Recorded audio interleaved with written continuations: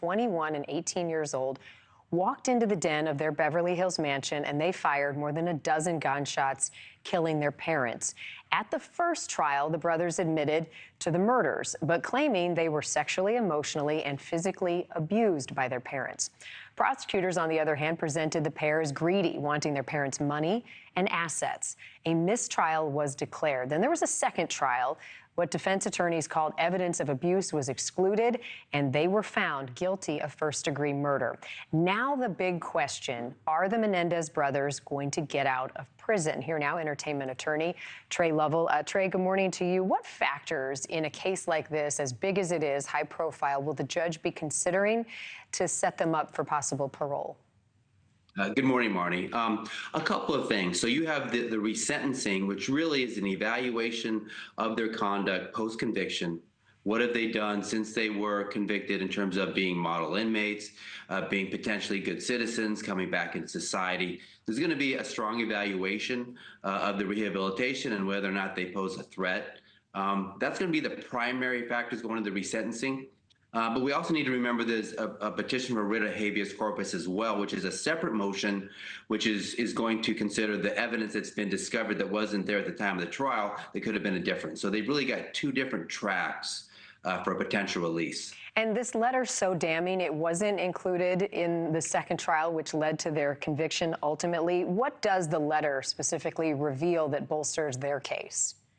So the letter itself it was written by Erik to his cousin 8 months before the killing, before the murder, and it reflects, the fact that there was sexual abuse, his mental state at the time, which was somewhat traumatic, and corroborates their position that they had been sexually abused, were in fear of their life, and that's the reason for the murders. So that piece of evidence, as well as a declaration from one of the A Menudo stars who says he was also accosted and molested by Jose Menendez, those two pieces of evidence, kind of support the motion for the hearing.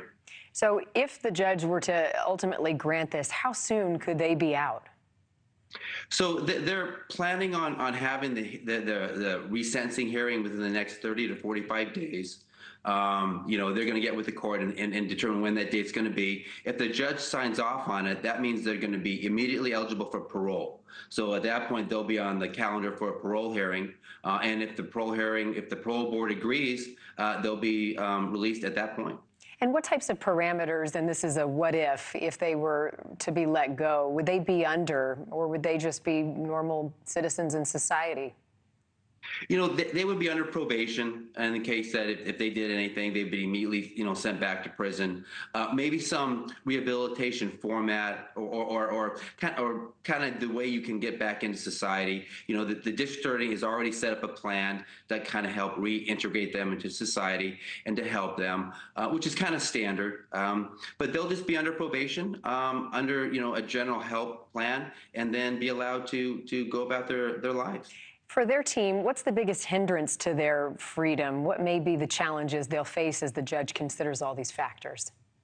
Well, you've got to remember, the judge isn't going to rubber stamp this. First, there is some opposition. Kitty's brother, Mr. Anderson, has filed an opposition to it. He believes that they should be staying in prison. And surprisingly, some of the attorneys in the district attorney's office also are objecting, and Gascon suggested they may even be at the hearing.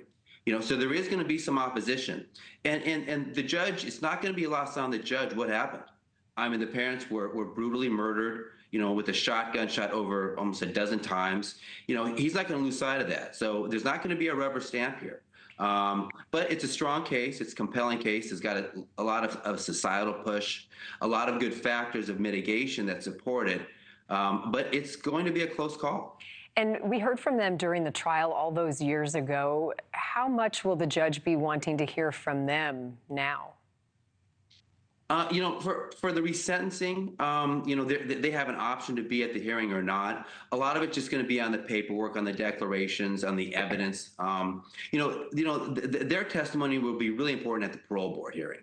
If the judge accepts the resentencing recommendation, and then they are eligible for parole, at the parole hearing, that's when they're going to have their opportunity to talk. That's going to be the real arbiter and deciding factor whether or not they're released. Thank you for watching. Go to newsnationnow.com to find NewsNation on your television provider. And don't forget to click the red subscribe button below to get more of NewsNation's fact-driven, unbiased coverage.